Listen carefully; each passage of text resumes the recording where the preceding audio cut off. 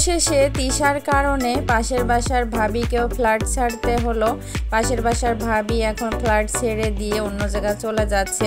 আর এই কারণে রাজা ও ভেবলি অনেক কান্নাকাটি করছে, একে অপরকে জড়ায়ে ধরে অনেক কান্না করছে। পাশের বাসার ভাবি চলে যাচ্ছে বাসা ছেড়ে এই কারণে, আর তিশার কারণেই কিন্তু থাকতে পারলো না।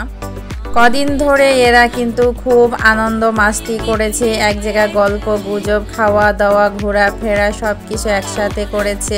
তারপর তিশা আহাতকে খোঁচা মেরে মেরে কথা বলা, আখিকে খোঁচা মেরে কথা বলা।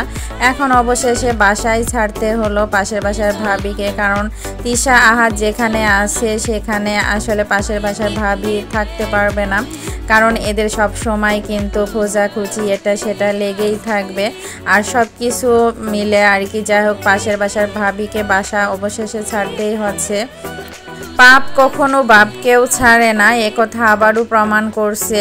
তো যে মানে খোঁচাখুচি যতই করুক না কেন, পাপ কিন্তু এদের পিছু কখনোই নেবে না, মানে ছাড়বে না। এদের পিছু কিন্তু সব সময় পাপ থাকবে, কারণ এরা পাপের মধ্যেই ডুবে আছে। এই যে বাচ্চা পেটে করে ভেবলি যা নাচানাচি করে, আর রাজার সাথে আর বদনা রাজাও এই যে তার ওয়াইফকে দিয়ে এত পরিমাণ নাচানাচি করাচ্ছে। আবার আগের আখিকেও কিন্তু, আগের আখি যখন ছিল তখন তাকে দিয়েও কিন্তু এভাবে নাচানাচি করাতো। যাই হোক, এদের আসলে লজ্জা শরম নাই, এরা অনলাইনে এসে যা খুশি তাই করে বেড়াতে পারে, এদের আসলে বলারও কেউ নাই। আর এই যে দেখতে পাচ্ছেন কি পরিমাণ নাচানাচি করছে।